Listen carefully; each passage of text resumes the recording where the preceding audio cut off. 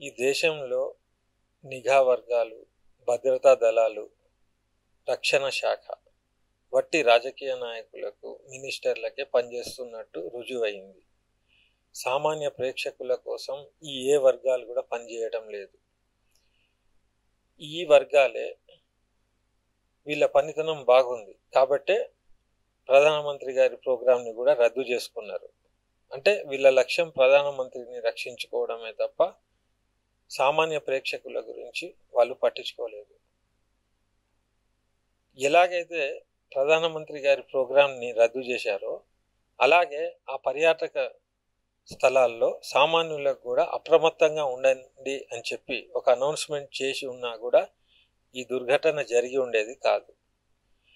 అయితే నేను ప్రభుత్వాన్ని ఏం విన్నవించుకుంటున్నా అంటే, అయిపోయింది ఇప్పుడు నాయకులకు రక్షణ చేసుకుంటా మొత్తం సిస్టమే అలా ఉండడం చాలిక.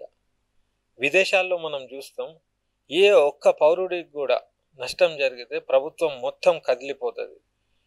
ఇప్పుడు అమెరికా లాంటి దేశానికి కూడా ఒక పౌరుడి రక్షణే వాళ్ళ కర్తవ్యంగా పాలన జరుగుతుంది. మన దేశంలో జరుగుతుందా? జరగడం లేదు.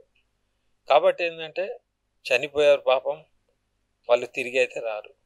నేను ప్రభుత్వాన్ని కోరుకునేది ఏంటంటే, ఇలాంటి ఘటనలు పునరావృతం కావద్దంటే రక్షణ శాఖను ఇంకా మెరుగుపరిచి సామాన్య ప్రజలకు రక్షణ ఇచ్చే ధ్యేయంగా ప్రభుత్వం పనిచేస్తే ఇలాంటి సంఘటనలు జరగవు.